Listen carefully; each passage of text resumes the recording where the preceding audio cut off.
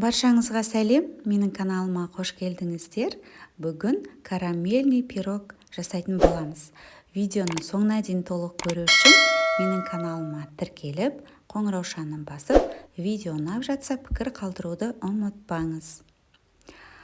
Бізге қажетті заттар: ұнды електен өткізіп аламыз, қант, жұмыртқа, қаймақ, сары май, сұйық май және қопсытқыш қажет. Алдымен ұнымызға сары майды салып, жақсылап қолымызбен қамыр дайындаймыз. Мінекей осылай қолымызбен мыжғылай отырып, жақсылап қамыр дайындап аламыз.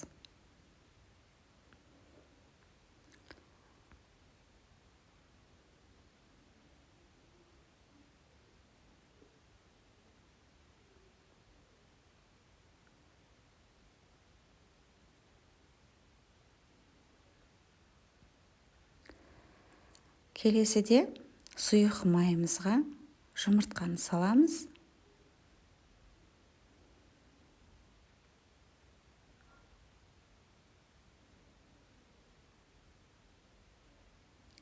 Қаймақты саламыз.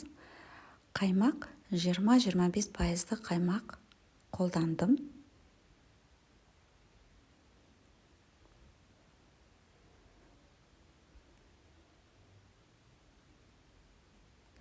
Қантты саламыз. Жақсылап араластырамыз.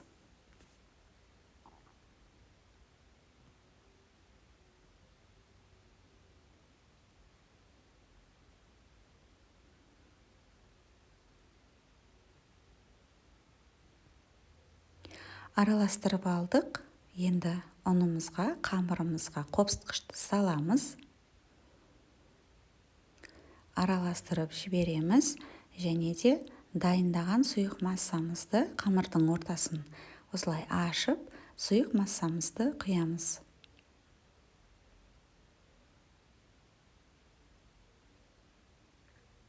Неге достар, видеода барлығы толықтай түсірілген, қажетті ингредиенттердің барлығын описание бөліміне жазып қалдыратын боламын.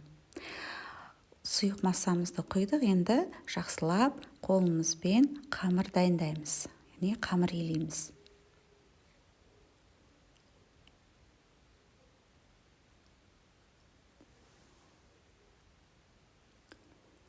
Қамырымызды дайындап алдық. Ешқандай тоңазытқышқа салмай-ақ бірден формаға жаямыз. Қазір начинкасын дайындаймыз. Вареный сгущенканы жақсылап бір араластырып жібереміз. Және де жұмыртқаны бір-бірден сала отырып, жақсылап араластырамыз. Яғни сапалы вареный сгущенканы қолданыңыздар. Мүмкіндік болса, деп вареный сгущенкасын қолдануға кеңес берем. Жұмыртқаларымызды бір-бірден сала отырып, жақсылап араластырып аламыз.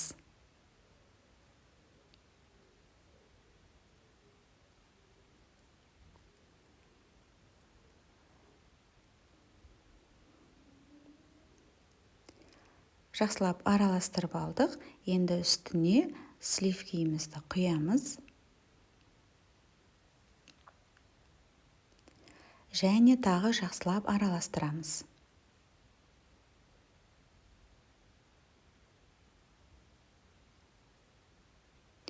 Енді формамызға қамырымызды жайғастырамыз. Менде 26 диаметрлі форма.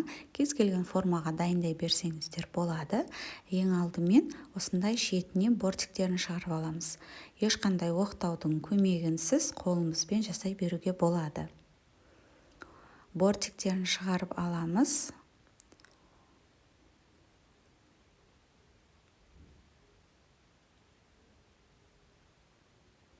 Неге достар, қамырымызды жайғастырып алдық.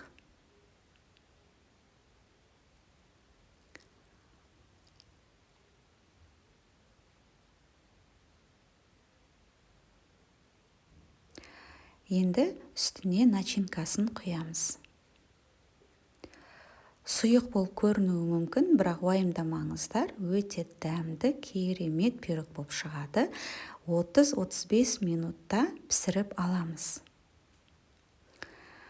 Мінекей достар, пирогтарымыз дайын болды. Яғни жақсылап суытып аламыз. Одан кейін барып кесіп ұсына беруге болады.